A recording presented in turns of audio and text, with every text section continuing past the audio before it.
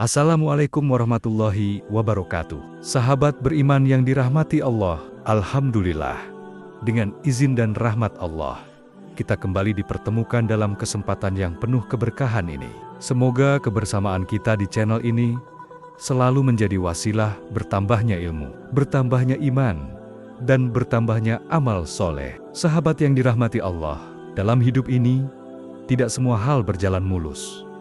Ada kalanya kita menghadapi kesulitan, ada masa-masa di mana rejeki terasa seret doa-doa, seolah belum juga diijabah, atau masalah datang silih berganti. Dalam kondisi seperti itu, tentu hati terasa gelisah, bahkan kadang nyaris putus asa. Para ulama dan masyayikh terdahulu telah meninggalkan warisan spiritual yang sangat luar biasa. Mereka mengajarkan kepada murid-muridnya sebuah amalan ringan, namun dahsyat, yang insya Allah bisa menjadi kunci pembuka segala hajat dan kesulitan.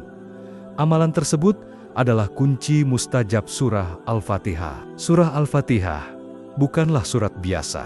Ia adalah pembuka kitab suci Al-Quran dan memiliki kedudukan yang sangat tinggi dalam Islam. Disebut sebagai Ummul Kitab, yang artinya induk dari seluruh isi Al-Quran. Disebut juga sebagai As-Saifah, yang artinya penyembuh bagi lahir dan batin. Dan yang luar biasa, Al-Fatihah juga diyakini sebagai kunci pembuka segala pintu kebaikan, baik rezeki, kesembuhan, jodoh, ketenangan, hingga terkabulnya doa-doa kita. Tak heran jika para aulia dan wali Allah sangat menekankan pentingnya mengamalkan surah Al-Fatihah dalam kehidupan sehari-hari.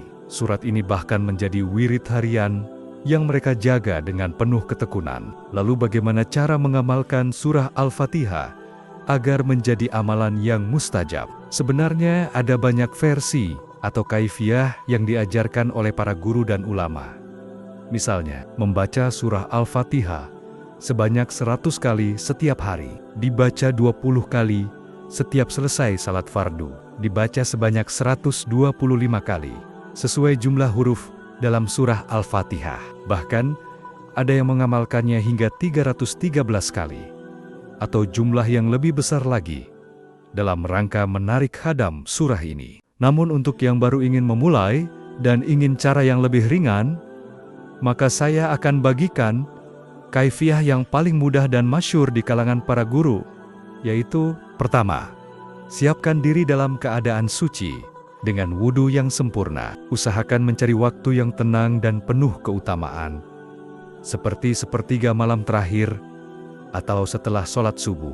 Kedua, mulailah dengan membaca istighfar 100 kali, memohon ampun kepada Allah atas segala dosa, shalawat kepada Nabi 100 kali, memohon syafaat dan barakah dari Rasulullah. Ketiga, bacalah surah Al-Fatihah sebanyak 7 kali, dengan hati yang khusyuk dan penuh keyakinan. Keempat, setelah membaca 7 kali, berdoalah kepada Allah Subhanahu wa Ta'ala sesuai dengan hajat Anda. Misalnya, ya Allah, limpahkan rezekimu kepadaku dari arah yang tak disangka, mudahkan urusanku, dan kabulkan hajatku. Kelima, ulangi kembali membaca surah Al-Fatihah 7 kali. Lalu berdoa lagi. Lakukan ini hingga total bacaan surah Al-Fatihah mencapai 49 kali, dan total doa sebanyak 7 kali. Jadi polanya adalah 7 kali membaca, 1 kali doa, diulang 7 kali, hingga genap 49 bacaan, tambah 7 doa. Namun sahabat, perlu diingat, amalan ini tidak akan terasa manfaatnya jika hanya dilakukan sekali 2 kali. Kunci utamanya adalah istiqomah dan keyakinan. Yakini sepenuh hati bahwa surah Al-Fatihah bukan sekadar bacaan, tetapi kalamullah yang penuh kekuatan.